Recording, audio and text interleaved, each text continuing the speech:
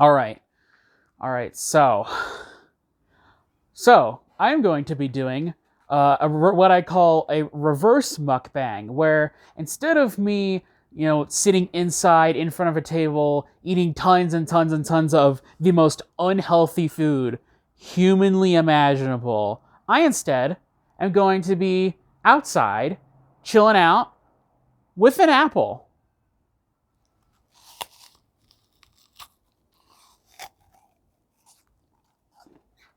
Anyways, let's talk about mukbangers and specifically Nickocado.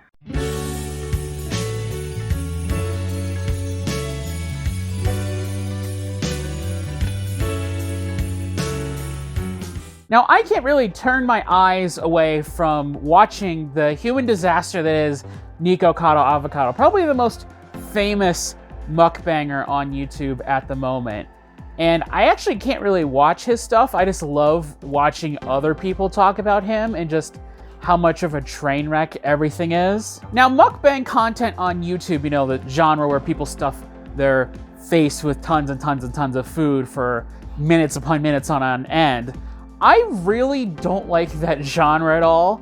I don't know, it's kind of disgusting. I mean, I like food just as much as anybody, but I don't know, it's just the way that they film this stuff, they always make it seem like the most disgusting thing. Like food that normally would look appetizing, for some reason, the way mukbangers film their content, it just always looks really gross. I don't know if it's just like the types of lenses that they use, that they're using wider angle lenses that are making everything look way more distorted and, kind of grosser looking by extension, or just the way the light is bouncing off of stuff. It's like the opposite of like what fast food companies do with their food, where they make the burgers look perfect. Now, obviously the phenomenon of being really fascinated in like a terrible human being and just watching all this stuff cascade and unfold is obviously nothing new for the internet. I mean, the interest in Christian has been around for like over a decade at this point. We even have a term for those kinds of people, lol cows. And yeah, I can see the comparisons between Nickocado and Christian, because both of them are kind of behave childish and very bratty, and really would be advantaged if they got themselves out of the current situations that they're in, that for their long-term future, that getting out of the lol cow status, as it will, of doing what they're doing that draws people's attention, would help them in the long run for the rest of their lives.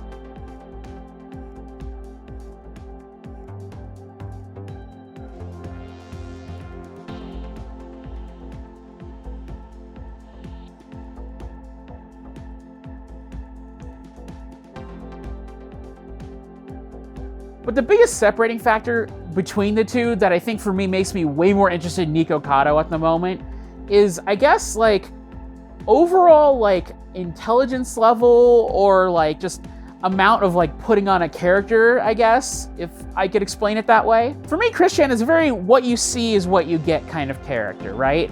That he's not very good at like putting up acts and stuff. It's very obvious when he's faking things and stuff. So you really know like who the guy is through and through. And generally a lot of like what's interesting about Christian is the fact that like he really doesn't seem capable of getting out of his own situations. Like, yes, his previous decisions kind of put him in those situations. Yeah, the guy is stubborn and stuff, and like that's bad and he shouldn't do that.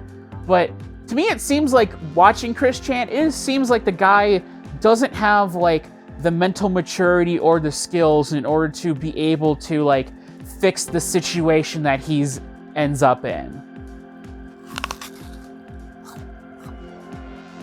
Now, Nickocado might not have the crazy lore around him quite like Christian does with his Sonichu stuff, but I find him really interesting just due to like how many layers there are.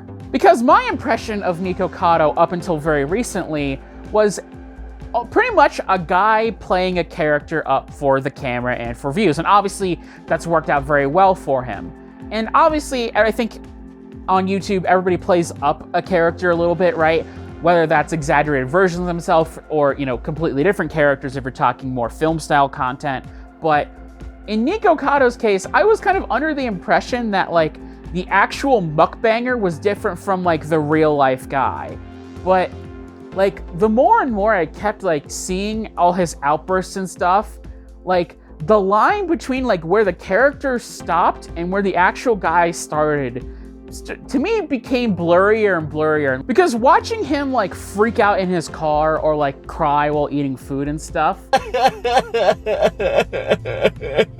there really does seem to me like there is a deep like personal thing coming from that, right? That I don't think that he's nearly as good of an actor as like Hollywood actors in order to pull this off. So it clearly has to be coming from somewhere, right? There's also the factor that Nickocado is quite literally monetarily incentivized in order to keep up this destructive lifestyle. And yeah, well, Chris Chan does have like a Patreon and stuff. I would not say that given like his like amount of money he makes relative to his debt ratio, that's like a strong enough factor compared to purely profit-driven motive of Nickocado. Just seeing a guy who is entirely capable of fixing his situation with like the snap of his fingers, but he doesn't because he's making a lot of money from it.